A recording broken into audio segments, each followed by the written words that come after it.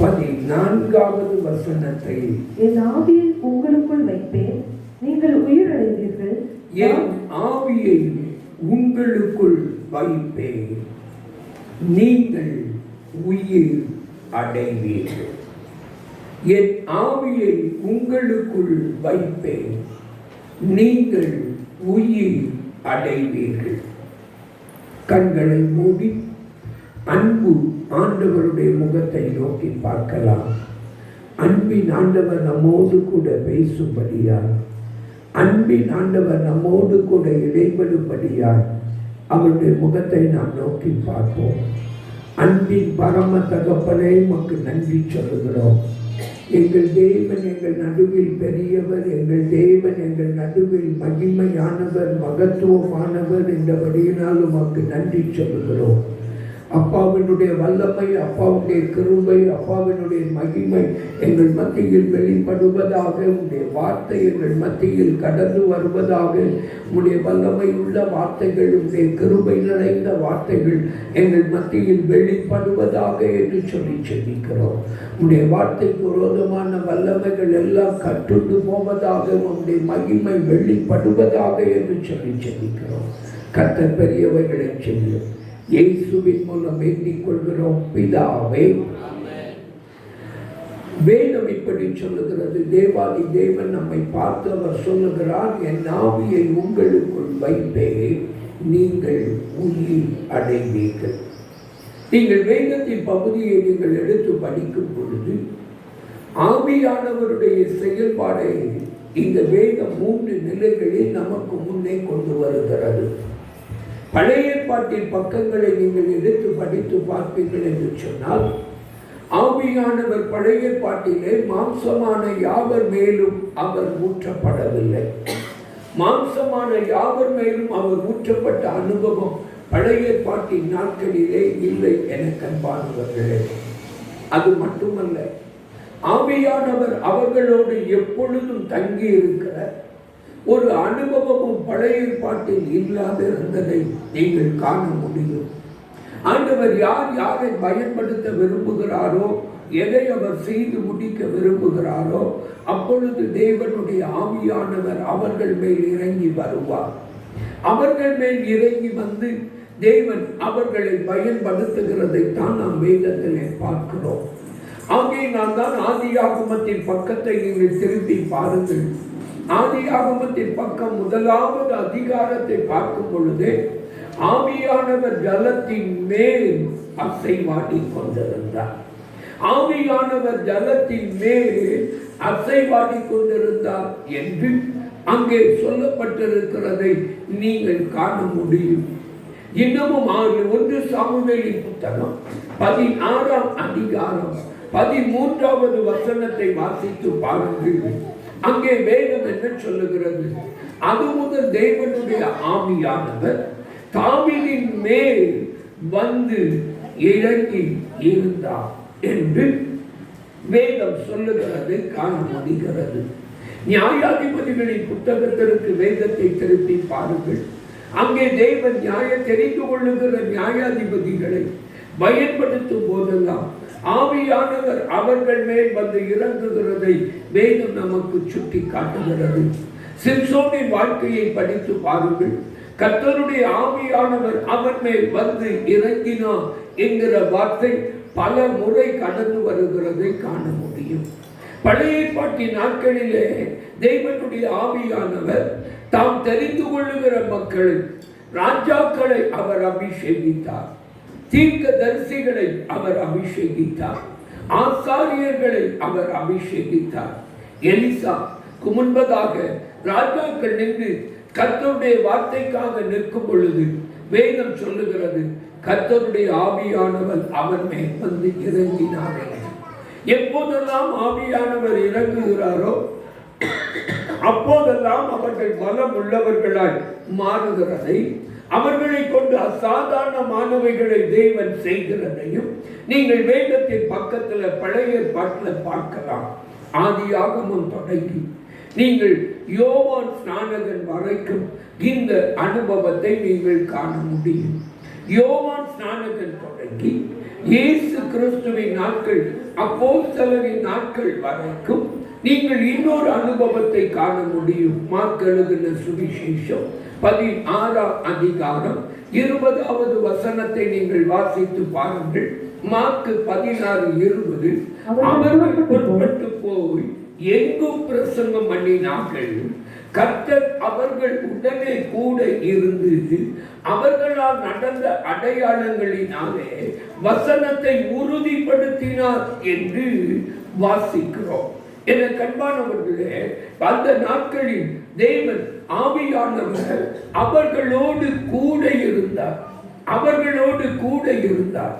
ஆனால் அப்போஸ்தலர் நடபடிகள் 2ஆம் அதிகாரம் தொடங்கி அப்போஸ்தலர் நடபடிகள் 29 கடைசி பாருங்க.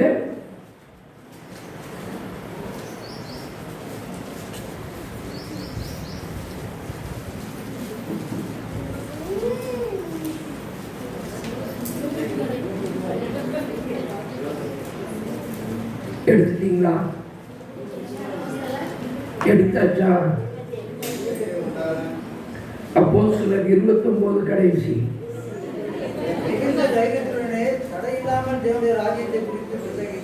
அது 28 கடைசி. நான் 29 சொன்னேன். உருட்டி பார்த்துட்டு தான் இல்லைங்கிறீங்களா? உருட்டாமலே சொல்லக்கூடாதா? அப்போஸ்தலர் நடவடிக்கைகள் 29 இருக்குதா? இல்லை. இல்லையா? இருக்கு.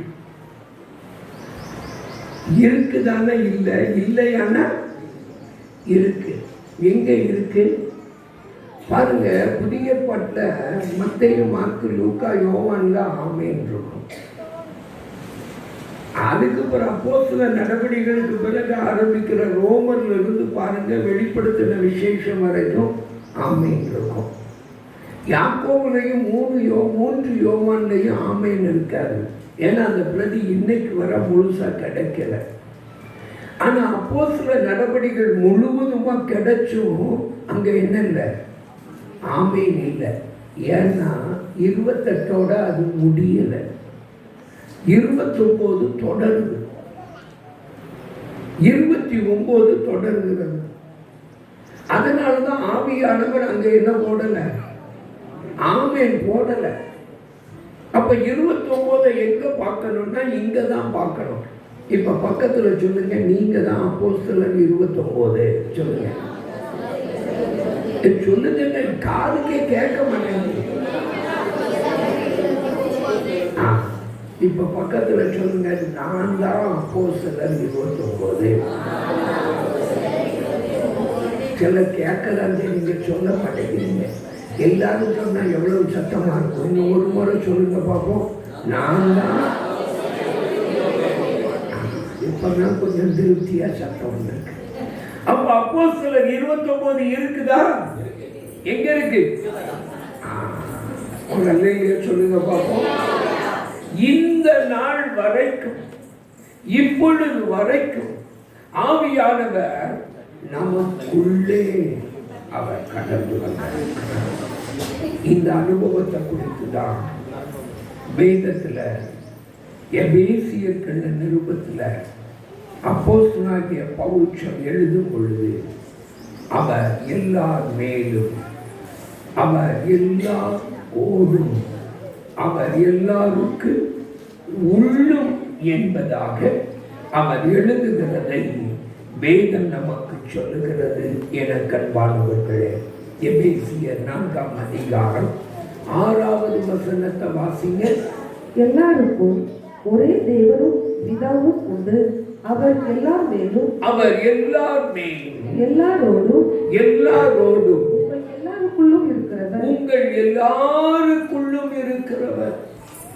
இந்த அப்போஸ்தலர் நடபடிகள் 2ஆம் அதிகாரம் கடந்து வரும் பொழுதுதான் அவர் மாம்சமான யாவர் மேலும் ஊற்றப்பட்டார். அவர் யாவரையும் நிரப்புகிறவராய் கடந்து வந்தார். அவர் யாவருக்குள்ளும் கடந்து வருகிறவராய் வந்ததை வேதம் சொல்லுகிறது. அதனாலதான் நீங்க வேதத்தை படிச்சு பார்த்தீங்கன்னா தாவீது சொல்லுகிறதை வேதத்துல பார்க்கலாம். நிலைவரமான ஆவியை எனக்குள்ளே புதுப்பியும். மோசே சொல்லுகிறதை பாருங்கள். ஆண்டவர் மோசையை பார்த்து சொன்னார், ஒரு 70 பேரை தெரிந்து கொள், அவர்கள் மேலே ஆவியை நான் வைப்பேன் என்று சொல்லி ஆண்டவர் சொன்னபோது அந்த 70 பேரை ஆசரிப்பு கூடாரத்திற்கு முன்னே அவர் கூட்டுகிறார். அதில் 2 பேர் வராமல் தங்கள் பாளையத்திற்குள்ளே இருந்து விட்டார்கள். 68 பேர் மட்டும் வந்தார்கள். கர்த்தருடைய ஆவியானவர் அவர்கள் மேல் இறங்கின போது கூடாரத்தில் இருந்த 2 பேர் மேதா எல்தா இவர்கள் மேலும் ஆவியானவர் இறங்கினார். யோசுவா பார்க்கிறார், இதுவரை ஆவியானவர் இறங்குகிற அனுபவத்தை யோசுவா தன்னுடைய தலைவனாகிய மோசேல தான் பார்த்தார். தன்னுடைய தலைவனாகிய மோசேல மட்டும் பார்த்தார். அவருக்கு அவரை குறித்து அவ்வளவு வைராக்கியம். தன்னுடைய தலைவனாகிய இந்த மோசேல ஆவியானவர் செய்கிற கிரியையை பார்த்து அவ்வளவு வைராக்கியம். இப்ப திடீர்னு ஒரு 68 பேர் அவரை மாதிரியே மாறிட்டாங்க. ஆனா 2 பேர் உள்ள வராதவன், இங்க வராதவன், கூடாரத்துக்கு வராத 2 பேர் மேலையும் ஆவியானவர் இறங்கின உடனே இவர் பார்த்தாரு, மோசையை பார்த்து, மோசே அவர்களை தடை பண்ணும் அப்படிங்கிறார். அவ்வளவு வைராக்கியமா. இப்ப பாருங்க, மோசே சொல்லுகிறார், நீ எதற்காக வைராக்கியம் காண்பிக்கிறாயோ? இஸ்ரவேலின் சமஸ்த கோத்திரம் எல்லார் மேலும் ஆவியானவர் இப்படி ஊற்றப்பட்டால் எவ்வளவு நலமாயிருக்கும் என்று கேட்கிறார். மோசே வாஞ்சித்தார் அந்த நாட்களில் ஆவியானவர் எல்லார் மேலும் ஊற்றப்பட வேண்டும், எல்லாரையும் ஆவியானவர் நிரப்ப வேண்டும் என்று வாஞ்சித்தார். அது மோசையின் நாட்களில் நடக்கல. ஆனா ஆண்டவர் அந்த நாட்களை இன்றைக்கு நம்முடைய நாட்கள்ல அவர் நமக்கு தந்திருக்கிறார். நம்முடைய காலத்தில் அவர் தந்திருக்கிறார். இங்க இந்த எசேக்கியேல் இந்த தீர்க்க தரிசனத்தை எழுதும் பொழுது அவர் வாழ்ந்த காலம், அவர் தீர்க்கதரிசிகளை, ஆசாரியர்களை அவர்கள் மேல் ஆவியை வைக்கிற காலம். அவர் கண்டிருந்த அனுபவம் அதுதான், அவர் ருசித்த அனுபவம் அதுதான். ஆனால் அவர் எந்த அனுபவத்தை குறித்து தீர்க்க தரிசனம் எழுதுகிறார்னா, கடைசி நாட்களில் மாம்சமான யாவர் மேலும் என் ஆவியை ஊற்றுவேன்னு சொன்னார். பார்த்தீங்களா? அந்த அனுபவத்துல உங்களுக்குள் என் ஆவியை வைப்பேன் என்று இந்த கடைசி காலத்தின் காரியத்தை அவர் எழுதுகிறதை வேதம் நமக்கு சொல்லுகிறது. இந்த எசேக்கியேல் தீர்க்கதரிசன புத்தகத்தின் 37ஆம் அதிகாரத்தை படிச்சு பார்த்தீங்கன்னா, இது ஒரு வித்தியாசமான ஒரு அதிகாரமாய் அங்கே இசைக்கப்பட்டிருக்கிறதை, இணைக்கப்பட்டிருக்கிறதை நீங்கள் காண முடியும். எனக்கு அன்பானவர்களே, இந்த எசேக்கியேல் தீர்க்கதரிசன புத்தகத்தை 12 அதிகாரமா 4 12களாய் நீங்கள் பிரித்து படிப்பீர்கள் என்றால் அது உங்களுக்கு எளிதாக விளங்கும். முதல் 12 அவருடைய தரிசனங்கள், அடுத்த 12 இஸ்ரவேலை குறித்த தீர்க்க தரிசனங்கள், அடுத்த 12 புறஜாதிகளை குறித்த தீர்க்க தரிசனங்கள், கடைசி 12 இனி வரப்போகிறவைகளை குறித்த அந்த புதிய எருசலேமை குறித்த தீர்க்க தரிசனங்கள். என கண்பானவர்களே, இந்த 12 அதிகாரங்களாக நீங்கள் இதை பிரித்து நீங்கள் கற்பீர்கள் என்று சொன்னால் இது உங்களுக்கு ஒரு வித்தியாசமான ஒன்றை தருகிறதை காண முடியும். முதல் 12 1 முதல் 12, இரண்டாவது 12 13 முதல் 24, மூன்றாவது 12 அது 25 முதல் 36, அடுத்த 12 37 முதல் 48. இந்த கடைசி கால காரியத்தை அவர் எழுதும் பொழுது, அதன் முதல் அதிகாரத்தில் அவர் எழுதும் பொழுது அவர் உலர்ந்த எலும்புகள் நிறைந்த பள்ளத்தாக்கில் நின்று ஒரு பெரிய உயிர்மீட்சிய, கடைசி கால உயிர்மீட்சியை குறித்து பேசுகிறார். ஆகையினால் தான் அவர் அனுபவிக்காத காரியத்தை, அவர் தன் சொந்த வாழ்க்கையில ருசிக்காத காரியத்தை ஆவியானவர் அவரை கொண்டு எழுதியிருக்கிறார். இந்த அதிகாரத்தை கற்றுக்கொள்ளும் பொழுது அங்கே நான் காண முடிந்தது, ஆவியானவர் செயல்படுகிற 17 விதமான கிரியைகளை இந்த அதிகாரத்தில், இந்த 37ஆம் அதிகாரத்தில் கற்றுக்கொள்ள முடிந்தது. இப்ப நான் அதை குறித்து உங்கள் நடுவில் பகிர்ந்து கொள்ள போகல. அந்த 37 காரியத்தையும் அந்த ஒரே அதிகாரத்திலிருந்து உங்கள் மத்தியில நான் பகிர்ந்து கொள்ள, அதை உங்களோடு கூட பேச போகல. ஆவியானவர் இன்னமும் கற்றுக் கொடுத்த சில காரியங்களை நான் உங்கள் மத்தியில ஒரு சில காரியத்தை உங்களோடு பகிர்ந்து கொள்ள ஆசைக்கிறேன். எனக்கு அன்பானவர்களே, ஏசாயா தீர்க்கதரிசன புத்தகம் ஒரு வித்தியாசமான ஒரு புத்தகம். இந்த ஏசாயா தீர்க்கதரிசன புத்தகத்தை குறித்து சொல்லும் பொழுது என்ன சொல்லுகிறார்கள்? ஏசாயா தீர்க்கதரிசன புத்தகத்தை வேத பண்டிதர்கள் சொல்லும் பொழுது இது 5வது சுவிசேஷம், the 5th gospel என்பதாக அதை சொல்லுகிறார்கள். மத்தேயு, மார்க்கு, லூக்கா, யோவான் இந்த 4 சுவிசேஷத்திற்கு அடுத்து இதை 5வது சுவிசேஷம் என்று சொல்லுகிறார்கள். ஏன்? இதிலே சுவிசேஷத்திலே சொல்லப்பட்டிருக்கிற நிகழ்ந்த காரியங்கள் எல்லாம், இனி நிகழும் என்று சொல்லப்பட்டிருக்கிற தீர்க்க தரிசனங்கள் எல்லாம் தீர்க்க தரிசனங்களாய் அங்கே எழுதப்பட்டிருக்கிறது. இயேசுவை குறித்த, இயேசுவின் பிறப்பு தொடங்கி இயேசுவின் வளர்ப்பு, இயேசுவின் ஊழியம், இயேசுவின் மரணம், இயேசுவின் உயிர்த்தெழுதல், இயேசுவின் 2ஆம் வருகை, இவைகள் எல்லாம் இந்த ஏசாயா தீர்க்க தரிசன புத்தகத்தில் தீர்க்க தரிசனமாய் சொல்லி இருக்கிறது. அதனால அது 5வது சுவிசேஷம் சொல்றாங்க. நான் சொல்லுவேன் the first gospel. ஏன்னா மத்தேயு, மார்க்கு, லூக்கா, யோவான்லாம் எழுத முன்னால யார் எழுதிட்டா? ஏசாயா எழுதிட்டார். அதனால அதை நான் இப்படித்தான் அழைக்கிறது உண்டு, the first gospel. இன்றைய நாட்களின் காரியங்களை, ஏன் இன்றைய நாட்களின் கடைசி கால எழுப்புதலையும் குறித்து இந்த ஏசாயா தீர்க்க தரிசனம் தெளிவாக நம்மோடு கூட பேசுகிறது. இது ஒரு வித்தியாசமான ஒரு புத்தகம். இன்னும் இந்த புத்தகத்தை குறித்து சொல்லும் பொழுது இதை இப்படியும் அழைக்கிறார்கள், இதை ஒரு சுருங்கிய வேதாகமம், the condensed Bible, mini Bible என்பதாக இதை அழைக்கிறார்கள்.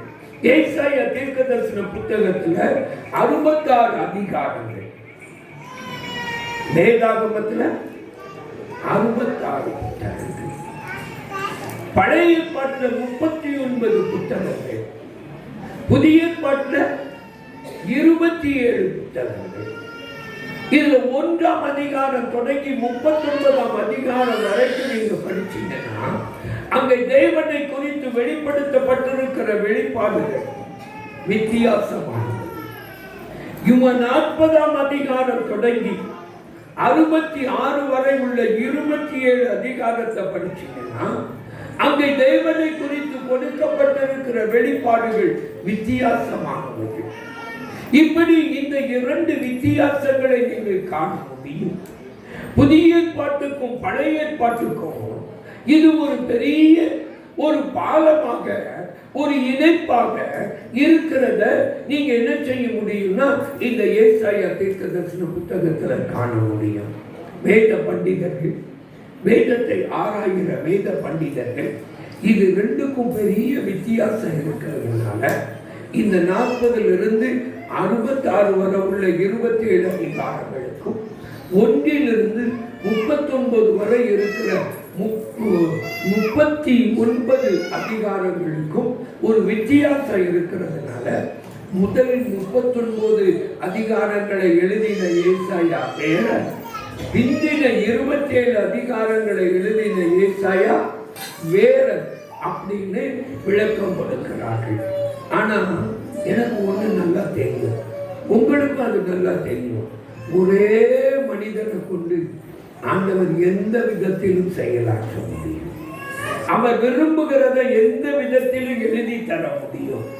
ஒரு மனிதன் எழுதினால் இப்படித்தான் எழுதுவான், இன்னொரு மனிதன் எழுதினால் இப்படித்தான் எழுதுவான் என்று பிரிக்க வேண்டிய அவசியம் இல்லை.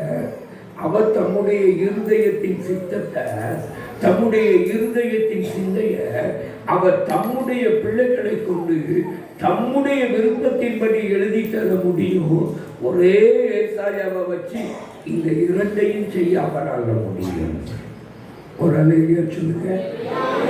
அல்லேலூயா, அல்லேலூயா.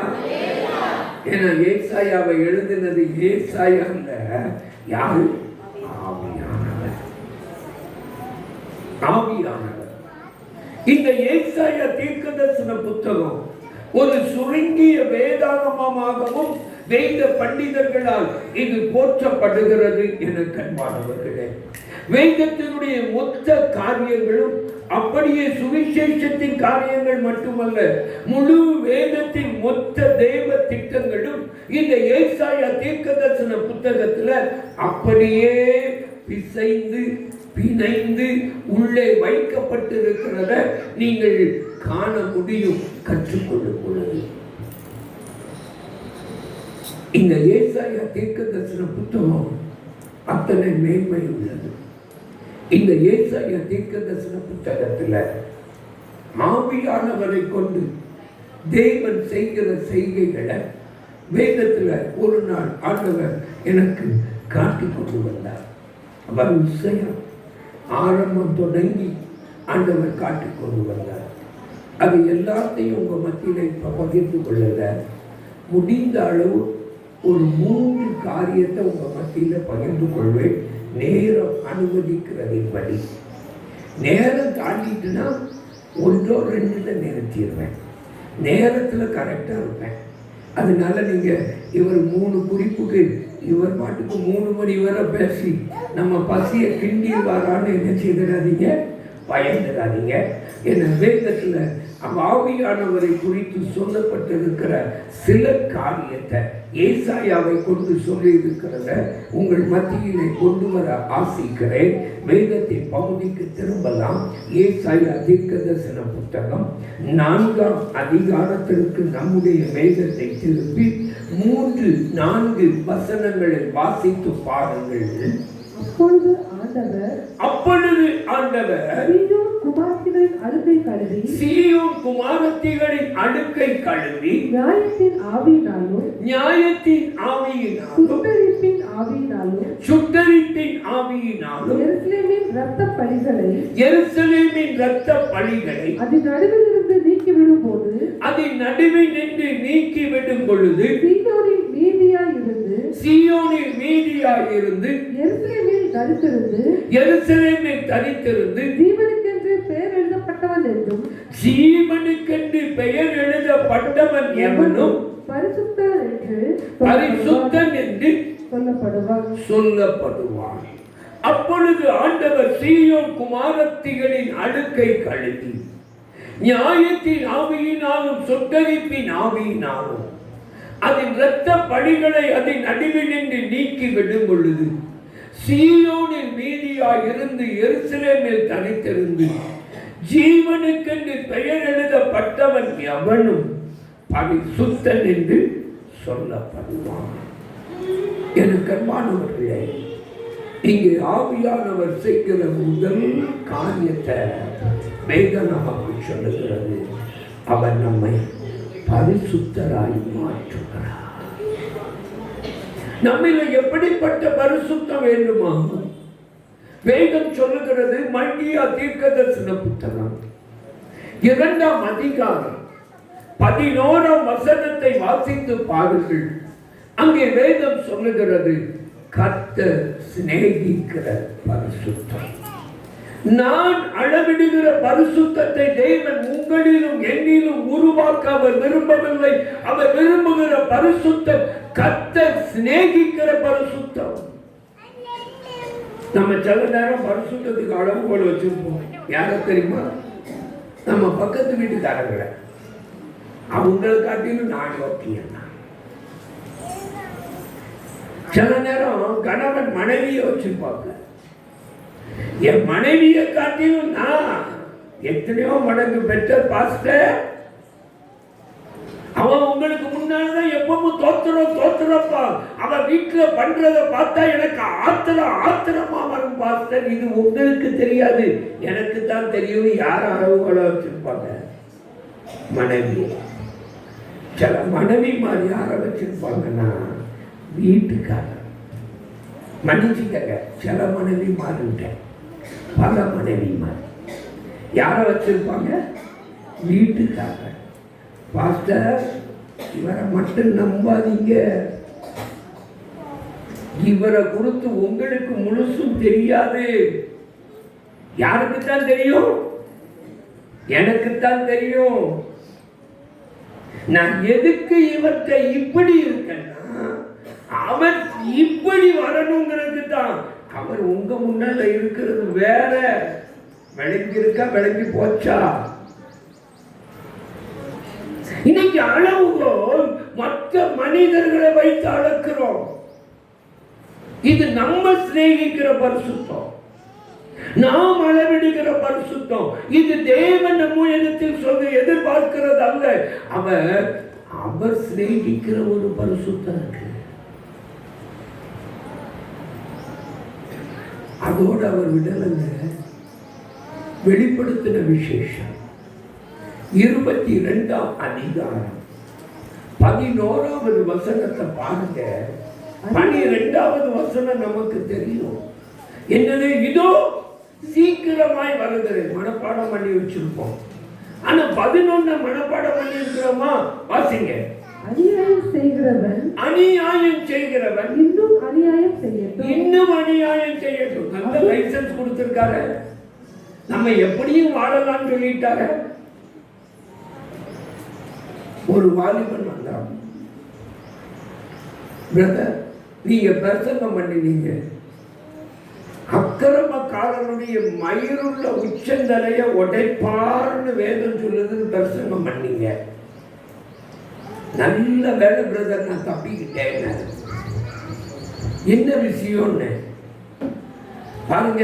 எனக்கு இந்த வயசுலேயே தலையில என்ன இல்லை, அதனால மயிருள்ள தலையை தானே உடைப்பாரு, மயிர் இல்லாத தலையை விட்டு வரல, நான் தப்பிக்கிட்டேன். பிரசங்கத்தில் அவருக்கு அந்த வார்த்தை ரொம்ப பிடிச்சிருந்தது. அதை என்கிட்ட சொன்னார். நான் சொன்னேன், மயிருள்ள தலையை உடைஞ்சிரும், நான் மயிர் இல்ல தலை நொறுங்கிரும், பார்த்துக்கிறோம். மயிருள்ள தலை உடையும்னா மயிர் இல்லாத தலை நொறுங்கிரும். அதனால நொறுங்காம காப்பாற்றப்படணும்னா இப்பவே யார்கிட்ட வந்துருங்க. ஒரு வாலிப தங்கச்சி வந்தா, அண்ணே உங்க பிரசன்னம் தப்புன்னா. என்னமா தப்பு அப்படின்னு கேட்டேன். நான் எதை பேசினேன்னா, ஆதியாகமம் 24 அதிகாரம் கடைசி வசனத்தை பிரசங்கம் பண்ணேன். ஈசாக்கு ரெபெக்காளை தன் தாயின் கூடாரத்திற்கு அழைத்து கொண்டு போய் தனக்கு மனைவியாக்கி அவளை நேசித்தான். தன் தாய்க்காக கொண்டிருந்த துக்கம் நீங்கி ஆறுதல் அடைந்தான்னு பேசினேன். பேசும்போது சொன்ன, மனைவியாக்கி நேசியுங்கள், நேசித்து மனைவியாக்காதீர்கள்.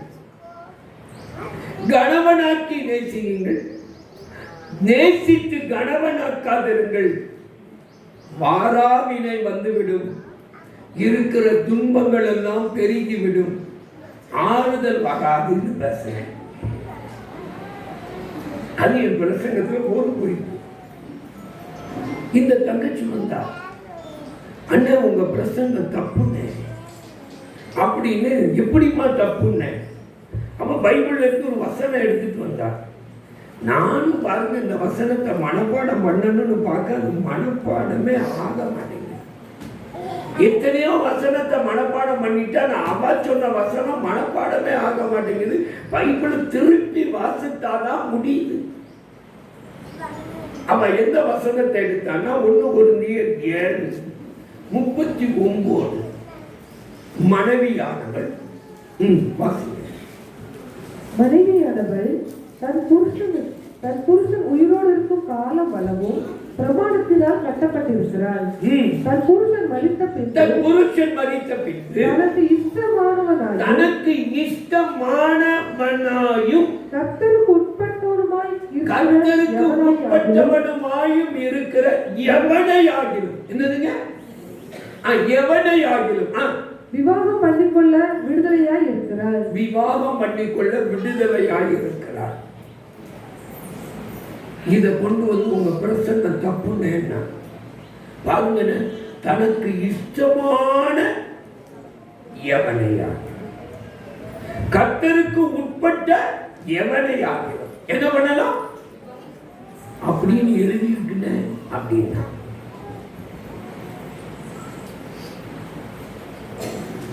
நான் உடனே ஆவியானவர் சொன்னார், அதிக பேச்சு பாவம் இல்லாமல் போகாதுன்னு.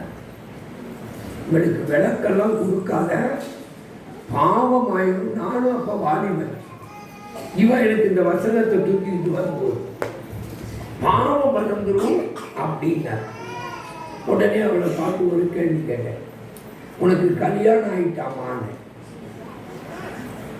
இல்லைன்னா இப்ப நீ ஈசாக்கு ரெபெக்காள் மாதிரி கல்யாணம் கட்டு. இது யாருக்கு எழுதியிருக்குன்னா விதவைக்கு எழுதியிருக்கு. உனக்கு இப்படி ஏதாவது நடந்துச்சுன்னா அப்ப அந்த வசனத்தோட வா, விளக்கம் சொல்றேன். இப்போ ஈசாக்க மாதிரி ரெபெக்காள் மாதிரி கல்யாணம் கட்டுன்னு போயிட்டா. இந்த சிலருக்கு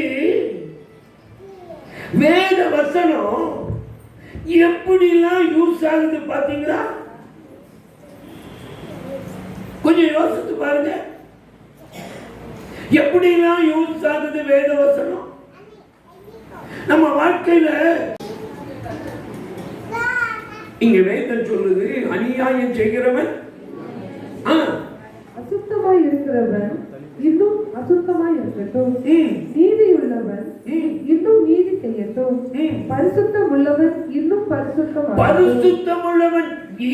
பரிசுத்தமாகட்டும். ஏன் ஆவியானவர் அவர் தம்முடைய பரிசுத்தத்தின் கிரியை செய்கிறார்னா நம்மகிட்ட இருக்கிற பரிசுத்தம் காணாது. It is so low. நம்ம இன்னும் பரிசுத்தமாக அதனாலதான் ஆண்டவர் சீயோன் குமாரத்தின் அழுக்கை கழிப்புகிறார், எருசலேமின் இரத்தப்படிகளை நீக்குகிறார். சீயோன் என்பது அவருடைய சபை, சீயோன் குமாரத்தி என்பது அவருடைய பிள்ளைகள், எருசலேம் என்பது அவருடைய பரிசுத்த ஸ்தானம். அங்க அவர் பரிசுத்தராய் வீற்றிருக்கிறவர். அங்க வருகிற ஜனத்தை அவர் எப்படி பரிசுத்தமாக்க விரும்புகிறார்? இன்னும் அடுத்த ஆண்டவர் விரும்புகிற பரிசுத்தம் எப்படின்னு பாருங்க. 2 கொரிந்தியர் 7ஆம் அதிகாரம் 1வது வசனம்.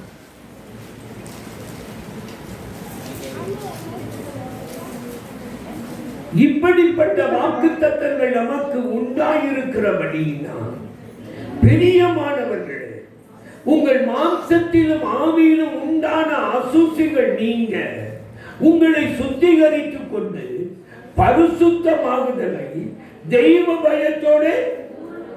அப்ப என்ன பரிசுத்தம்? பூரணமான பரிசுத்தம். 1 தெசலோனிக்கேயர் 5ஆம் அதிகாரம் 23வது வசனம். சமாதானத்தின் தேவன் தாமே உங்களை முற்றிலும் பரிசுத்தமாக்குவார். எப்படி பரிசுத்தமாக்குவாராக? முற்றிலும் பரிசுத்தம். உங்கள் ஆவி ஆத்துமா சரீரம் முழுவதும் நம்முடைய கர்த்தராகிய இயேசு கிறிஸ்து வரும்போது குற்றமற்றதாய் இருக்கும்படி காக்கப்படுவதாக. உங்கள் ஆவி ஆத்துமா சரீரம் முழுவதும் அவர் வரும்போது குற்றமற்றதாய். அப்ப முழுவதும் குற்றமற்ற பரிசுத்தம். முழுவதும் பரிசுத்தம், குற்றமற்ற பரிசுத்தம். எபேசியர் 5ஆம் அதிகாரம் 26, 27 வசனங்கள். தாம் அதை திருவசனத்தை கொண்டு தண்ணீர் முழுக்கினால் சுத்திகரித்து பரிசுத்தமாக்குகிறதற்கும் கரை திரை முதலானவைகள் ஒன்றும் இல்லாமல் பரிசுத்தமும் பிழையற்றதுமான மகிமையுள்ள சபையாக தமக்கு முன்னே நிறுத்திக் கொள்வதற்கும் தம்மை தாமே அதற்காக ஒப்பு கொடுத்தார். பாருங்க, கரை திரை முதலானவைகள் இல்லாத பரிசுத்தம், மகிமையுள்ள பரிசுத்தம். வாசிங்க எபேசியர் 1:4. தமக்கு முன்பாக நாம் அன்பில் பரிசுத்தம். எதுல பரிசுத்தமா சொல்லுங்க. யூதா 20.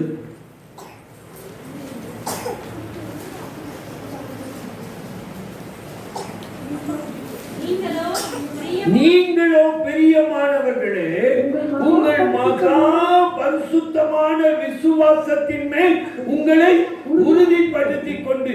விசுவாசத்துல பரிசுத்தம். இப்படி பார்த்தீங்கன்னா எபிரேயர் சொல்லுகிறார், தம்முடைய பரிசுத்தத்திற்கு பங்குள்ளவர்கள் ஆகும்படி அவர் நம்மை என்ன செய்கிறார்? சிக்ஷிக்கிறார். தம்முடைய பரிசுத்தம்.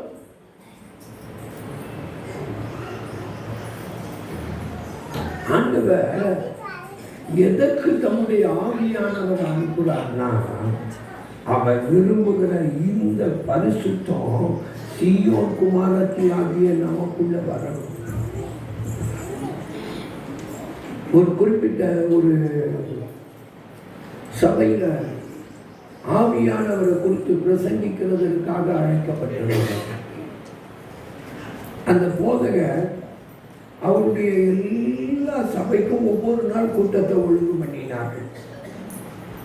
அது வண்டி பெரியார் பக்கத்தில் இருக்கிற எஸ்டேட்ல நடந்தது அந்த கூட்டம். ஒரு நாளைக்கு ஒரு எஸ்டேட்ல பரிசுத்த ஆவியானவரை குறித்து பிரசங்கித்து அபிஷேகத்துக்கு வழி நடத்தணும். அதற்குனே என்னை அழைத்திருந்தார்கள்.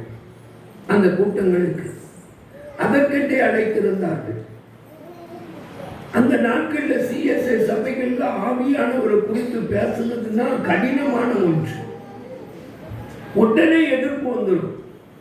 ஆனா அப்படிப்பட்ட நாட்கள்ல அந்த போதகர் எங்க சபையில எல்லாரும் அபிஷேகம் பெற்றுக்கொள்ளணும் அப்படின்னு அழைத்திருந்தார்கள். ஒவ்வொரு சபையா கூட்டம் நடந்தது, முடிஞ்சிச்சு. கடைசியா ஒரு சபைக்கு, ஒரு எஸ்டேட்ல உள்ள ஒரு சபைக்கு என்னை கூட்டிட்டு போனாங்க. அங்க சொன்னாங்க, இங்க கொஞ்சம் வித்தியாசம் பிரதர், இங்க கொஞ்சம் வித்தியாசம். இங்க அபிஷேகம் பெற்றவங்க ஒரு கூட்டம் இருக்காங்க, அபிஷேகம் பெறாதவங்க ஒரு கூட்டம் இருக்காங்க. எங்க சபை இங்க ரெண்டா பிரிந்து இருக்கு. அபிஷேகம் பெற்றவங்க எல்லாம் தனியா இருப்பாங்க, அபிஷேகம் பெறாதவங்களை சேர்த்துக்க மாட்டாங்க. ஊழியத்துக்கு போனா நீங்க அபிஷேகம் பெறல, நீங்க எங்க கூட வரக்கூடாது. ஜபம் பண்ணா நீங்க எங்க கூட வரக்கூடாது. நாங்க அபிஷேகம் பெற்றிருக்கோம், நீங்க பெறல. எனக்கு இந்த ரெண்டு பேரில் எப்படி ஒன்றா இணைக்கிறதுனே எனக்கு தெரியல. அபிஷேகம் பெறாதவங்களை அபிஷேகம் பெற்றவங்க எல்லாம் ஒரு மாதிரியா குறைச்சே பார்க்கிறாங்க. இதுக்கு ஒரு முடிவு உண்டாகணும், அதுக்கு நீங்க பிரசங்கம் பண்ணணும். நான் ஆண்டவர்கிட்ட ஜெபம் பண்ணேன். ஆண்டவர் சொன்னாரு, எல்லா இடத்திலையும் பிரசங்கிக்கிற அதே பிரசங்கத்தை ஆவியானவரை பெற்றுக்கொள்ளும்படியாக பிரசங்கம் பண்ணினார். அதே பிரசங்கத்தை தான் பண்ணினேன், ஆவியானவரை பெற்றுக்கொள்ளும்படியாக. அப்போ ஒரு கேள்வி ஒன்று கேட்டேன். ஆண்டவர் கேட்க சொன்னார், ஒரு கேள்வி கேட்டேன். பரிசுத்த ஆவியானவரை பெற்றுக்கொள்ள எவ்வளவு பரிசுத்தம் வேணும்னு கேட்டேன். ஆண்டவர் அதை தான் கேட்க சொன்னார். எவ்வளவு பரிசுத்தம் வேணும் அப்படின்னு கேட்டேன். அப்போ அங்க இருந்தவங்க எல்லாம் சொன்னாங்க, எவ்வளவு பரிசுத்தம் வேணும் சொல்லுங்க. சொல்ல மாட்டேங்கிறீங்க. சொல்லக்கூடாதுன்னு தீர்மானம் பண்ணிட்டோம். அமைதியா இருக்கிறதே யோக்கியம் அப்படின்னு மூடனுக்கு அவனுடைய மூடத்தனத்தின்படி மறு உத்தரவு கொடாதே அப்படின்னு இந்த மூடன் கேட்கிற கேள்விக்கு என்ன சொல்லக்கூடாது? பதிலே சொல்லக்கூடாதுன்னு தீர்மானம் பண்ண மாதிரி இருக்கு. சீக்கிரம் பதில் சொல்லுங்க. எவ்வளவு பரிசுத்தம் வேணும்? பூரணமான. அவங்க எல்லாம் சொன்னாங்க, இயேசுவை போல பரிசுத்தம். யாரை போல பரிசுத்தம்? சத்தமா சொல்லுங்க. நான் சொன்னேன், பரிசுத்த அபிஷேகம் பெற்றவங்கலாம் எழுந்து நில்லுங்க. இங்க சொல்லலை, அங்க சொன்னேன். எல்லாரும் வேகமா எழுந்து நின்னாங்க. ஏன்னா பெற்றுக்கொள்ளாதவர்களுக்கும் பெற்றுக்கொண்டவர்களுக்கும் வித்தியாசத்தை காட்டுறதுல தீவிரமா இருக்காங்கல்ல. வாய்ப்பு கிடைச்ச உடனே எழுந்திட்டாங்க. அவங்கள பார்த்து சொன்னேன், நீங்களாம் அபிஷேகம் பெறும்போது இயேசுவை போலதான் பரிசுத்தமா இருந்து பெற்றுக்கிட்டேன்னு சொன்னா இப்போ உட்காருங்க. இல்லைன்னா நில்லுங்க. ஒருத்தர் கூட உட்காரல, எல்லாரும் நிக்காங்க. எனவே நீங்க தானே சொன்னீங்க இயேசுவை போல பரிசுத்தம்னு. உட்காரு.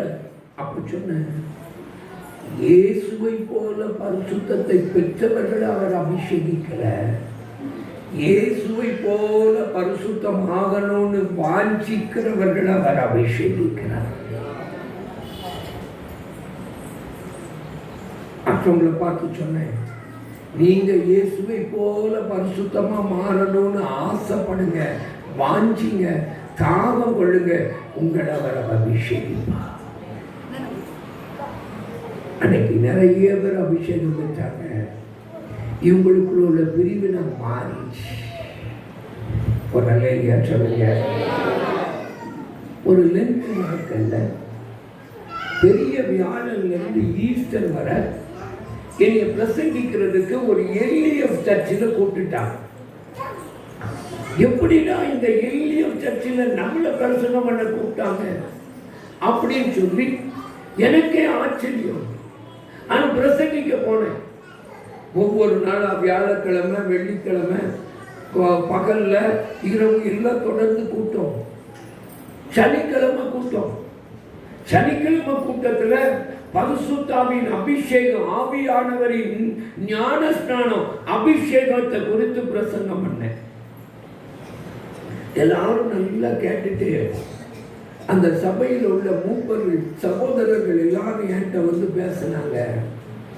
இங்க பேசுற சத்தியெல்லாம் சரியான சத்தியம்தான். ஆனா அந்த பரிசுத்த ஆவியானவரின் ஞானஸ்நானத்தை பெற்றுக்கொள்ற அளவுக்கு நம்மகிட்ட தகுதி இல்லை. அந்த அளவுக்கு நம்மகிட்ட பரிசுத்தம் இல்லை.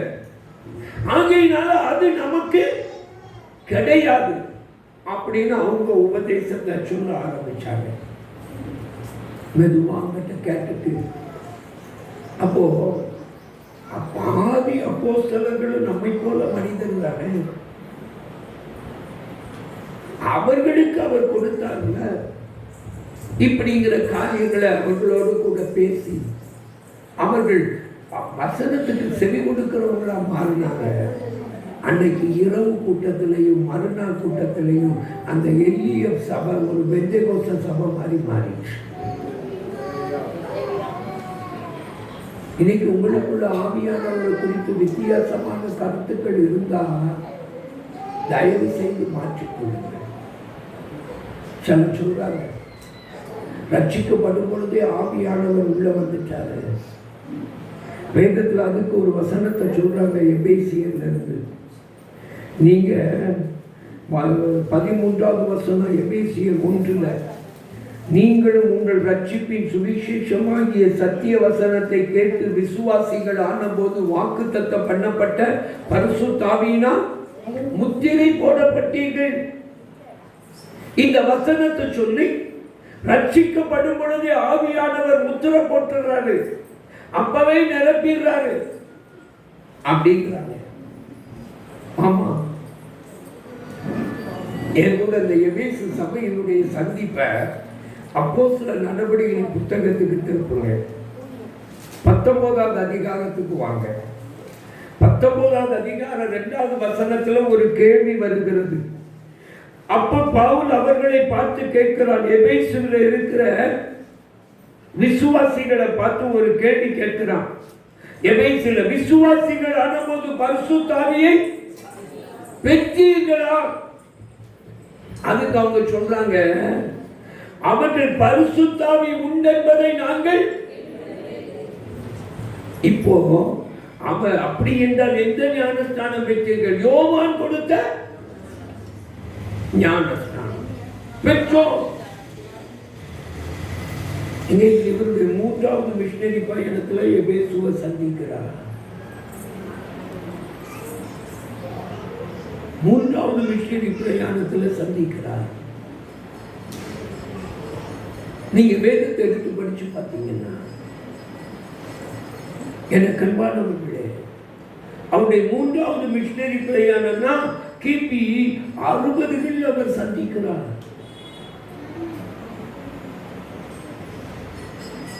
யோவான் ஞானஸ்நானம் கொடுத்தது கிபி 30. அப்ப இவங்க ரட்சிக்கப்பட்டு கிட்டத்தட்ட எத்தனை வருஷம் ஆயிட்டு? 30 வருஷம் ஆயிட்டு.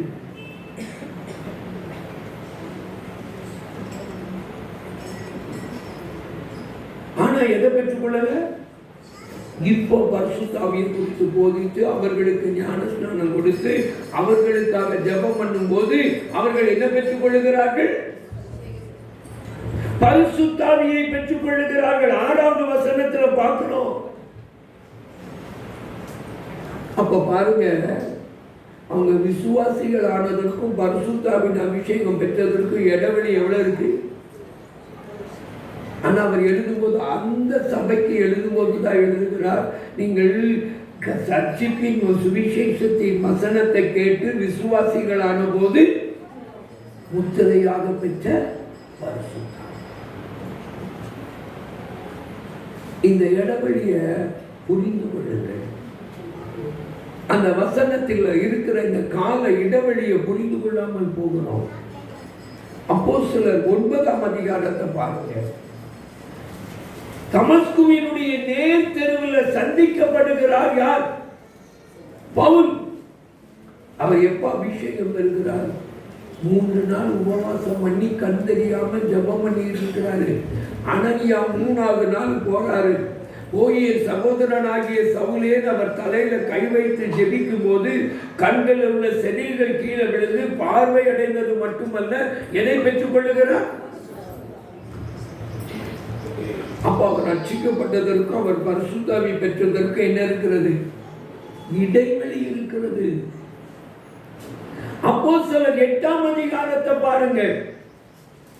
அங்க சமாரியாவில் பிலிப்புவின் மூலம் சுவிசேஷத்தை கேட்டு ரட்சிக்கப்பட்டார்கள். அந்த பட்டணத்துல என்ன உண்டாயிற்று? மிகுந்த சந்தோஷம் உண்டாயிற்று.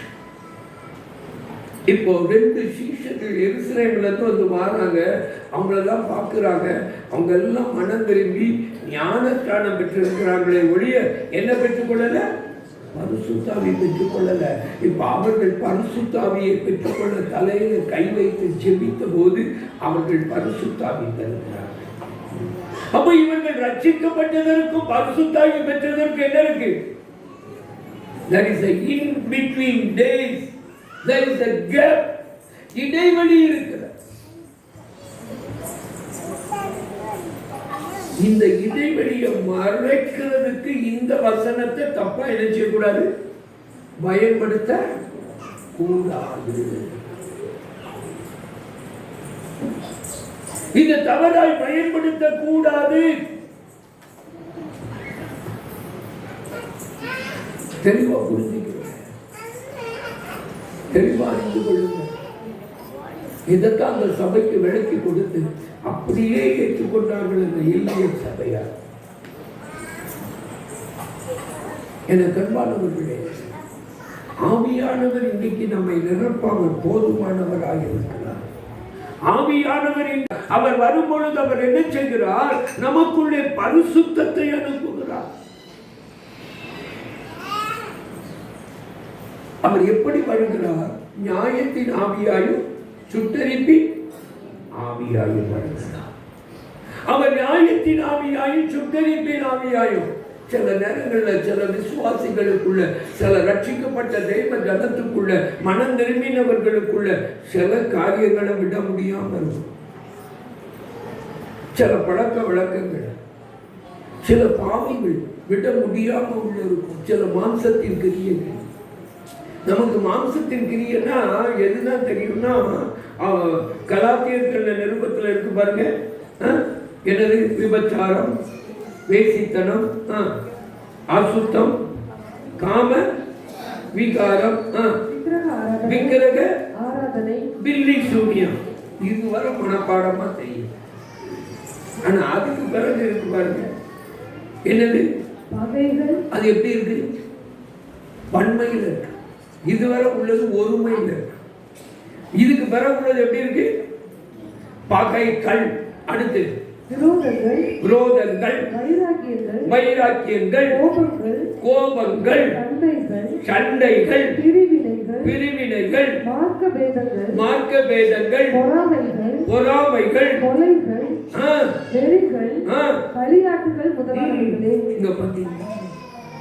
எத்தனை இருக்கு பாருங்க. இதெல்லாம் பன்மையில் இருக்கு. பன்மையில் இருக்கு. சண்டைகள், மாமியார் சண்டை, சக்கலத்தை சண்டை, வேற என்ன சண்டை? கணவன் மனைவி சண்டை, வேற என்ன சண்டை? சண்டைகள். மீதி சண்டைகள்லாம் நீங்க போட்டுக்கங்க. நியாயம் போட்டு பட்டியலை போட்டுக்கிட்டே இருப்பாங்க. பிரிவினைகள். ஒரே வீட்டுக்குள்ளதான் இருப்பாங்க, ரெண்டு சமையல் நடக்கும். மாமியார் ஒரு சமையல், மருமகள் ஒரு சமையல். கிச்சன் இத்தனை மணியிலிருந்து இத்தனை மணி வரை யாருக்கு? மாமியாருக்கு. இத்தனை மணியிலிருந்து இத்தனை மணி வரை யாருக்கு? பிரிவினைகள்.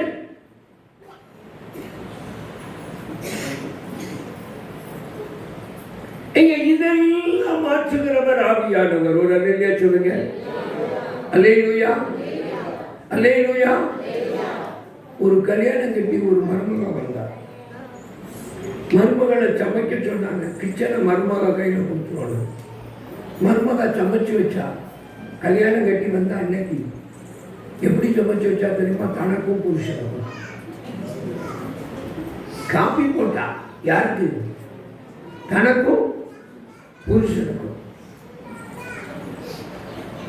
அவட்ட கேட்டா அவ விசுவாசி, ஆவியில நிறைவா, அந்நிய பாஷைதான் பேசுவா. அவட்ட கேட்டா அவ சொல்றா, நாங்க ரெண்டு பேருக்கும் ஒரே மாம்சம், அதனால எங்களுக்கு தான் நான் செய்ய முடியும்.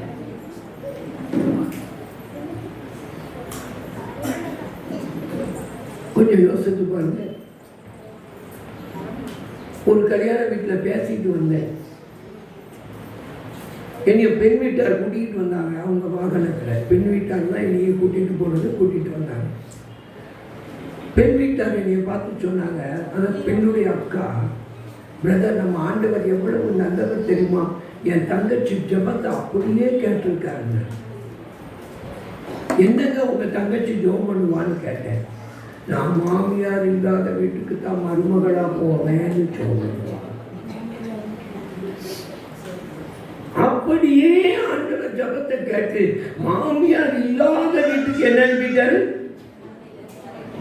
மருமகளை அனுப்பிட்டாரு. ஆண்டவர் எவ்வளவு நல்லவர். என் தங்கச்சி ஜெபத்தை எப்படி கேட்டிருக்காரு? நான் சொன்னேன், உங்க தங்கச்சிக்கு பொம்பளை பிள்ளையே பிறக்காதுமா, 2 ஆம்பளை பிள்ளை தான் பிறக்கும். அப்படியா பிரதர், உண்மையாவா சொல்றீங்க அப்படின்னு கேட்டாங்க. நான் சொன்னேன், ஆமாமா, நான் பெரிய தீர்க்கதரிசிலாம் கிடையாது. சொன்னேன், 2 ஆம்பளை பிள்ளைங்க. எதுக்கு சொன்னேன் தெரியுமா? ஒரு மருமகளா ஜெபம் பண்ணாங்க, 2 மருமகளா ஜெபம் பண்ணாங்க. மாமியார் இல்லாத வீட்டுக்கு தான் போவேன்னு ஒரு மருமகளா இந்த வீட்டுக்கு ஜெபம் பண்ணாங்க. இவனுக்காக யார் ஜெபம் பண்ணட்டும்? 2 மருமகளா ஜெபம் பண்ணட்டுமே. அந்த ஆசையில தான் சொன்னேன். சண்டைகள், மார்க்க வேதங்கள், பிரிவினைகள், பொறாமைகள், எல்லா ஆமைகளும் இதுக்குள்ள இணைஞ்சிருக்கு. இந்த ஒரு ஜபத்துக்குள்ள அத்தனை கல்லு உள்ள கிடக்கு. இந்த ஒரு ஜபத்துக்குள்ள இங்க மறந்துடாதீங்க. ஆவியானவர் வரும் பொழுது நமக்குள்ள என்ன ஊற்றப்படுகிறது? ரோமர் 5:5 சொல்லுகிறது,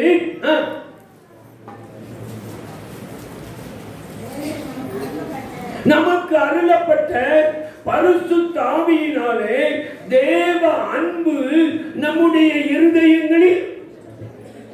உண்மையிலேயே அபிஷேகம் பெற்றவங்கன்னா நேசிக்கப்படுங்க. உங்களை நேசியாதவர்கள்,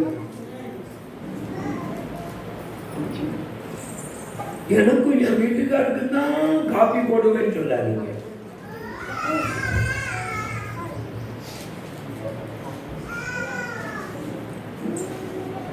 நேசிக்கப்படுங்க. இந்த கல்லெல்லாம் வெளியே போகட்டும். அதுக்கு தான் யாரு? ஆவியானவர் ஊற்றப்படுகிறார். ஆவியானவர் ஊற்றப்படுகிறார். இரண்டாவதாக ஆவியானவர் எதற்கு ஊற்றப்படுகிறார்? ஏசாயா 34ஆம் அதிகாரம் 16வது வசனத்தை ஒருவர் கர்த்தருடைய புத்தகத்திலே தேடி வாசியுங்கள். கர்த்தருடைய புத்தகத்திலே தேடி வாசியுங்கள். இவைகளில் ஒன்றும் குறையாது. இவைகளில் ஒன்றும் குறையாது. இவைகளில் ஒன்றும் ஜோடு இல்லாதிராது. இவைகளில் ஒன்றும் ஜோடு இல்லாதிராது. அவருடைய வாய் இதை சொல்லிற்று. அவருடைய வாய் இதை சொல்லிற்று. அவருடைய ஆவி அவைகளை சேர்க்கும். அவருடைய ஆவி அவைகளை சேர்க்கும். என் கண்மானவர்களே, ஆவியானவர் எதற்கு ஊற்றப்படுகிறார்? அவருடைய புத்தகத்தை தேடி வாசித்து அவருடைய புத்தகத்துல கர்த்தருடைய வசனத்தை நமக்குள்ள விளங்க வைக்க. இன்று வேதம் வாசித்தீர்களாங்கிற கேள்வி இப்போ குறைந்து போயிடுச்சு. இன்று வேதம் வாசித்தீர்களா அப்படின்னு கேட்கப்படுகிற கேள்வி இன்றைக்கு என்ன செய்து போயிடுச்சு? குறைந்து போயிற்று. இன்று ஜெபித்தீர்களா? முன்னால வீட்டுல எல்லாம் தொங்கும். இன்று வேதம் வாசித்தீர்களா, ஜெபித்தீர்கள், இன்று ஜெபம் பண்ணினீர்களா அப்படின்னு தொங்கும். சர்ச்சில் தொங்கும். இப்ப கிடையாது. அதுதான் நீங்க பைபிள் படிச்சீங்களான்னு கேட்க கூடாது. கேட்டாலே என்ன வரும்? இவருக்கு எதுக்கு இந்த வேலை? அவர் வேலையை பார்க்க வேண்டியதுதானேங்க. இப்ப எனக்கு ஒரு வேலை. இங்க வரும் முன்னால பைபிள் படிச்சுக்கிட்டாயா கூட்டத்துக்கு வந்தேங்கிறவங்க மட்டும் கையை தூக்குங்க. இவருக்கு எதுக்கு இந்த வேலை அப்படின்னு நீங்க திட்டுறது விளங்குது. நல்லா கையை தூக்குங்க. கையை தூக்குனீங்க பாருங்க, உங்களுக்கு ஒவ்வொரு நன்றி கைகளை கொடுக்குறது. தூக்காம இருக்கீங்க பாருங்க, உண்மையா உங்களுக்கு 2 நன்றி. நீங்க பொய் சொல்லி தூக்குனா எனக்கு என்னையா தெரியும்? தெரியுமா? தெரியாது. உண்மையா கையை தூக்காம இருந்தீங்க பாருங்க, உங்களுக்கு 2 நன்றி. அந்த 2 நன்றியை திருப்பி டபுள் ஆக்கி அந்த 4 நன்றி ஆக்கிறேன். I will double my thanks and I will redouble it. எதுக்கு தெரியுமா? உண்மை சொன்னதுக்கு. ஆனா இப்படி எப்பவும் உண்மை சொல்லி பாராட்டுவாங்க. வீட்டை விட்டு வெளியே கிளம்ப முன்னால எதை படிக்கணும்? சத்தமா சொல்லுங்க. பைபிளை படிக்கணும், முழங்கால் போடணும், ஜெபம் பண்ணணும். மறந்துடாதீங்க. நான் ரட்சிக்கப்பட்ட 1975 ஆண்டவரோடு ஓடின 50 ஆண்டுகள் ஓடிட்டேன். இந்த 50 ஆண்டுகள்ல இந்த பைபிளை நான் முதல் கேட்கும்போது எனக்கு 13 வயசு. நான் பிரசங்கித்த வயதும் 13வது வயது, 8வது வகுப்பு மாணவனால முதல் இந்த பைபிளை வச்சு பிரசங்கிச்சேன். இந்த வேதத்தை முழங்கால நின்றுதான் பெருவாரி படிச்சிருக்கேன். இந்த வேதத்தை என்னுடைய வாழ்க்கையில என் 40 வயது வரும்போது 80 முறை வாசிச்சிடணும்னு தீர்மானம் எடுத்தேன். என்னுடைய டீனேஜ்ல யாருடைய வாழ்க்கை, ஜார்ஜ் முல்லருடைய வாழ்க்கை வரலாறு வாசித்த போது இந்த தீர்மானத்தை எடுத்தேன். ஆனா என்னுடைய 40 வயது ஆகும்போது 100 முறைக்கு மேல தாண்டி படிச்சுட்டேன். ஒரு 5 வருஷத்துக்கு முன்னால இந்த வேதத்தை 400வது முறை வாசித்து முடிச்சேன். அதுக்கு பிறகு எந்ததை நிறுத்திச்சேன். இப்போ ஒரு மாதத்துக்கு ஒரு முறை இந்த வேதத்தை வாசித்து முடிக்கிறேன். ஒரு நாளைக்கு 50 பக்கம் வாசிக்கிறேன். பழைய பாட்டுல புதிய பாட்டு வரும்போது 40 பக்கம் வாசிக்கிறேன். ஒரு மாதத்துல வேதத்தை வாசித்து முடிக்கிறேன். என்ன அலுவல் இருந்தாலும் சரி, என்ன ஓட்டம் இருந்தாலும் சரி, ஆண்டவருடைய வார்த்தைக்கும் அவருடைய சமூகத்துக்கும் நான் இடம் கொடுக்கிறத விடுகிறதே இல்லை.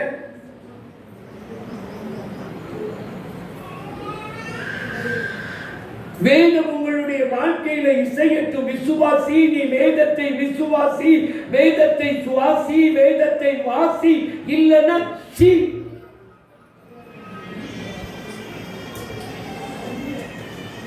மறந்துடாதீங்க. ஆவியானவர் உங்களுக்குள்ள இருக்கிறார்னா உங்களையும் வேதத்தையும் பிரிக்க முடியாது. ஏன்னா ஆவியானவரையும் வேதத்தையும் பிரிக்க முடியாது. அவர் போதிக்கிறதே எங்கிருந்து தான் போதிப்பாரு? வேதத்துல. வேதத்துக்கு வெளியே ஆவியானவர் ஒன்னையும் போதிக்க மாட்டார். வேதத்துக்கு வெளியே ஒன்னையும் அவர் சொல்லித்தர மாட்டாரு. வேதத்தை நேசிக்காத, வேதத்தை ஆசிக்காத, வேதத்தை சுவாசிக்காத, வேதத்தை வாசிக்காத விசுவாசி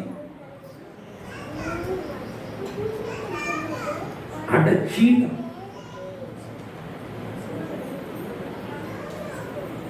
ஆவியானவர் அதற்குத்தான் நமக்குள்ள ஊற்றப்படுகிறார்.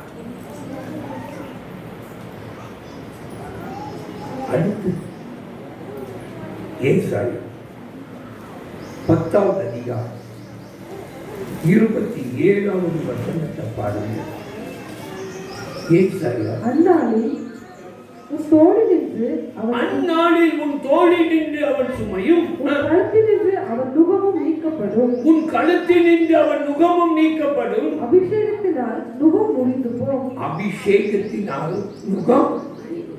சில பைபிள்ல இப்படி இருக்கும், அபிஷேகத்தின் நுகம் முறிந்து போகும். யார் பைபிள்லயாவது இருக்கா? கையில் இருக்கிற பைபிள்ல அபிஷேகத்தின் நுகம்னு இருக்கா? இருக்கிறவங்க இருக்குங்க. இது பழைய பிரிண்ட், அது எழுத்து பிழை. இப்ப புதிய பிரிண்ட்ல எப்படி வந்துட்டு அந்த எழுத்து பிழை, அச்சு பிழை திருத்தப்பட்டு அபிஷேகத்தினால் வந்துட்டு. ஆங்கிலத்துல by the anointing oil yoke shall be broken. அபிஷேகத்தினால் முகம் என்ன செய்யப்பட்டிருக்கும்? முறிக்கப்பட்டிருக்கும். ஆவியானவர் எதற்கு வருகிறார்? நம்முடைய வாழ்க்கையில் உள்ள நுகங்கள், வியாதியின் நுகம், பிசாசின் நுகம், மாம்சத்தின் நுகம், பொல்லாங்கனின் நுகம், இவைகளை எல்லாம் முறிக்கிறவராய் அவர் நமக்குள்ளே கடந்து வருகிறார். இந்த நுகங்கள் மட்டுமல்ல, சுயோங்கிற ஒரு நுகம். நாம் எப்படிப்பட்ட நுகமாய் இருந்தாலும் சரி, ஆவியானவர் வரும் பொழுது அவைகள் முறிக்கப்பட்டு போகும். ஆவியானவர் வரும்போது அவைகள் முறிக்கப்பட்டு போகும்.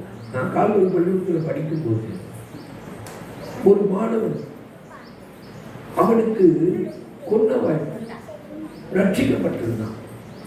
அவனால் என்ன செய்ய முடியாதுன்னா வேகமா பேச முடியாது, திக்கி திக்கி பேசுவான். ஆனா அந்த பள்ளி மாணவர்கள் மத்தியில் 1980 வருஷத்துல நான் 12ஆவது வகுப்பு படிக்கிற நாட்கள் எங்க பள்ளிக்கூடத்தில் அநேக மாணவர்களை ஆண்டவர் அபிஷேகித்தார். எங்க ஜபக்குழுல அதுல இவனும் அபிஷேகம் பெற்றான். இவன் அபிஷேகம் பெற்ற போது என்ன நடந்ததுன்னா, அவன் கொன்ன வாய்ப்பு போயிட்டு தெளிவா பேச ஆரம்பிச்சிட்டான். ஒரு மாணவனுக்கு கழுத்து இப்படியே திரும்பி இருக்கும், அவன் உடலை இப்படியே தான் திருப்புவான். யாரை பார்க்கனாலும் எப்படிதான் திரும்ப, அவன் கழுத்தை இப்படி நம்மளை போல திருப்ப முடியாது, இப்படிதான் திரும்பி இருக்கும். அவன் பெஞ்சில கடைசியில தான் உட்கார்ந்து இருப்பான், அப்படின்னாதான் அவன் போர்டு பார்க்க முடியும். ஓரமா தான் உட்கார்ந்து இருப்பான். ஆண்டவர் அபிஷேகித்தார், அவன் கழுத்து நேராயிடுச்சு. அபிஷேகத்தினால் முகம் என்ன செய்யும்? முறிந்து போகும். மருத்துவத்தால முடியாதவைகள் எதால முடியும்? அபிஷேகத்தினால் முடியும். அபிஷேகத்தினால் முடியும்.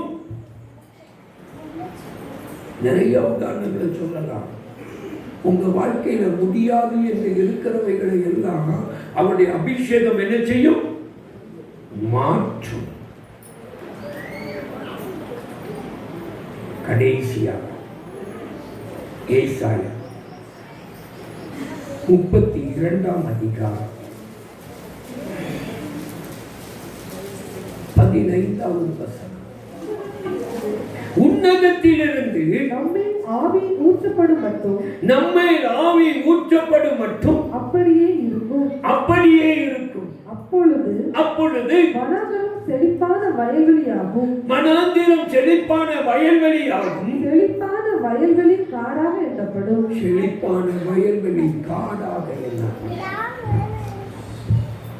உன்னதத்திலிருந்து ஆவி ஊற்றப்படும் மட்டும். இன்னைக்கு நம்ம வாழ்க்கையில செழிப்பா தெரிகிறது, செழிப்பாவே தெரியும். இன்றைக்கு நம்ம வாழ்க்கையில வனாந்திரமாய் தெரிகிறது, வனாந்திரமா தெரியும். நான் ரட்சிக்கப்பட்டு உடனே ஊழியத்தை ஆரம்பிச்சிட்டேன். 13 வயதிலேயே ஊழியத்தை ஆரம்பிச்சிட்டேன். இயேசுவை குறித்து சொல்ல ஆரம்பிச்சிட்டேன். நான் சொல்ல ஆரம்பிச்சது 1-to-1 காஸ்பல். ஊழியன் உடனே நீங்க எல்லாரும் பிரசங்கியாக தான் நினைக்கும்.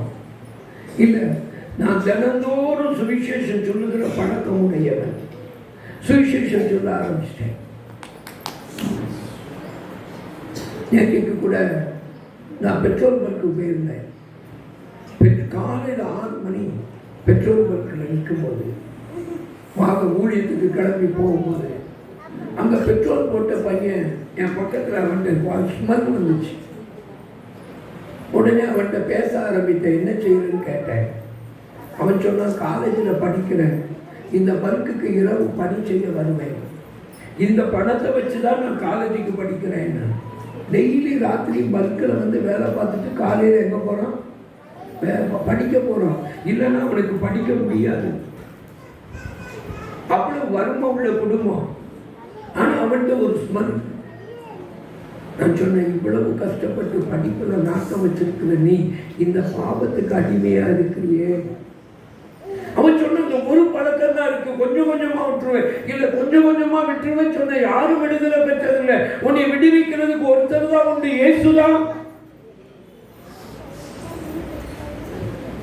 சமயம் வாய்க்காலும் வாய்க்காவிட்டாலும் சுவிசேஷத்தை பிரசங்கிப்பதுதான் ஆண்டவர் நம்ம மேல வச்சிருக்கிற கடமை. நிறைய பேர் ரட்சிக்கப்பட்டாங்க. 8ஆவது வகுப்புல இருந்து 10ஆவது வகுப்பு வர்றதுக்குள்ள நிறைய பேர் ரட்சிக்கப்பட்டாங்க. 100க்கு மேல மாணவர்களை ரட்சிப்புக்கு நடத்திட்டேன். 1000க்கு மேல சுவிசேஷம் சொல்லி இருப்பேன். என் கூட படித்த ஒரு மாணவன் கூட, ஒரு மாணவி கூட, எனக்கு பாடம் எடுத்த ஒரு ஆசிரியர் கூட எனக்கு விரல் நீட்டி நீ எனக்கு சுவிசேஷத்தை சொல்லலைன்னு சுட்டி காட்ட முடியாது. ஆனா இந்த வேதத்தில் சில காரியங்கள் படிக்கும் போது எனக்கு வனாந்திரமாயிருந்தது. நான் செய்கிறவைகள் தான் எனக்கு செழிப்பாய் இருந்தது. ஆண்டவர் மோசையோடு பேசினார், சின்ன சாமுவேலோடு பேசினார். இதெல்லாம் எனக்கு பார்க்கும்போது வேதத்துல எழுத்தாதான் இருந்தது. என் வாழ்க்கையில ருசியா இருக்கல, என் வாழ்க்கையில அனுபவமா இருக்கல, என் வாழ்க்கையில சொந்தமா இருக்கல. இதெல்லாம் வனாந்திரமா இருந்தது. எனக்கு ஒண்ணுதான் செழிப்பா இருந்தது. இத்தனை பேருக்கு சுவிசேஷம் சொல்லிட்டேன், இத்தனை பேரை கூட்டி வைத்து ஜெபிக்கிறேன், இவ்வளவு பேருக்கு முன்னால இந்த வயதுல பிரசங்கம் பண்றேன், 10வது வகுப்புலயே சர்ச்சில் பிரசங்கியாக மாறிட்டேன். இதுதான் எனக்கு செழிப்பா இருந்தது. 1979வது வருஷம் டிசம்பர் மாதம் 3ஆம் தேதி ஞாயிற்றுக்கிழமை எங்க மாணவர்கள் முன்னால பிரசங்கம் பண்ணிட்டு இருக்க உபவாச ஜபத்துல கால்கள் பள்ளிக்கூடத்துல பிரசங்கம் பண்ணிட்டு இருக்கும் போது ஆவியானவர் என்னை நிரப்பினார்.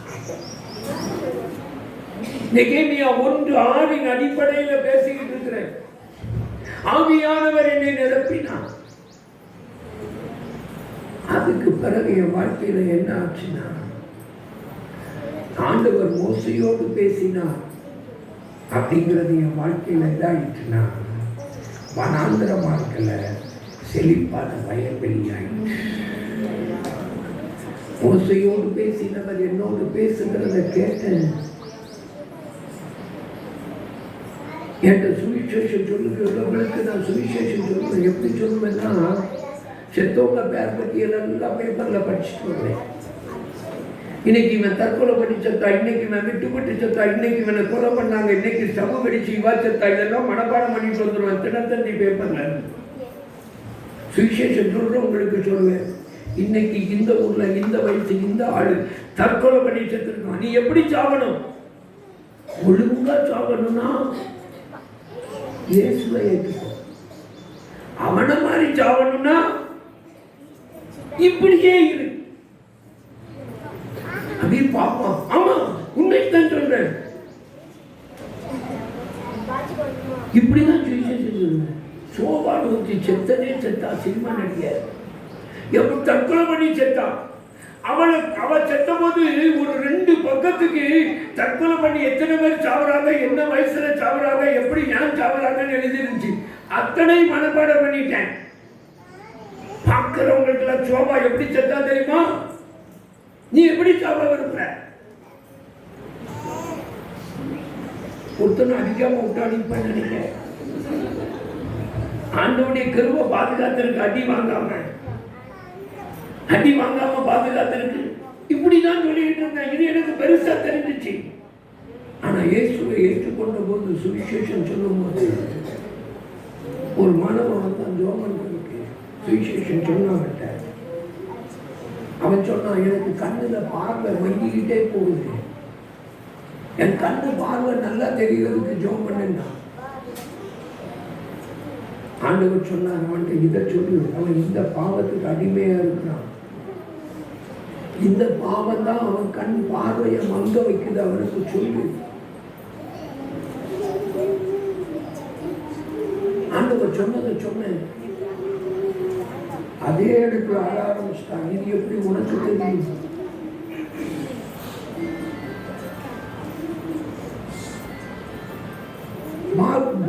உட்கார்ந்துருக்கேன்.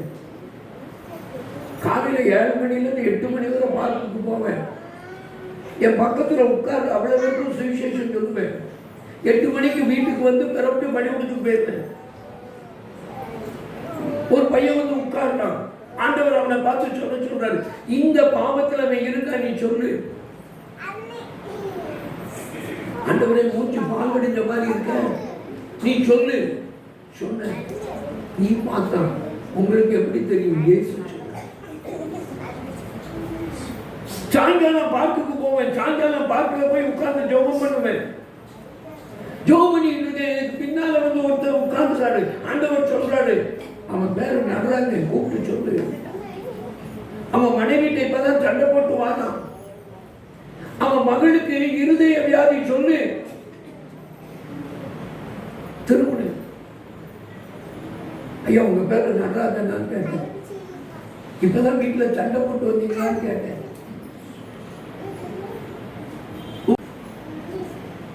தம்பி இது உனக்கு எப்படி தெரியும்? இயேசு சொன்னார், சுவிசேஷன் சொன்ன வீட்டுக்கே கூட்டிட்டு போயிட்டாரு. கறிக்களம் அவர் வீடு. அவர் கறிக்களத்துல வேலை பார்க்காரு. நிலக்கரி இறக்குமதி பண்ற இடத்துல அவர் வீடு இருக்கு. குளிச்சு போட்டிருக்கிற இடத்துல அங்க குடிசையில இருக்காரு. அவர் வீடு கறிக்களத்துல இருக்கு. கறிக்களத்துக்கே கூட்டிட்டு போயிட்டாரு.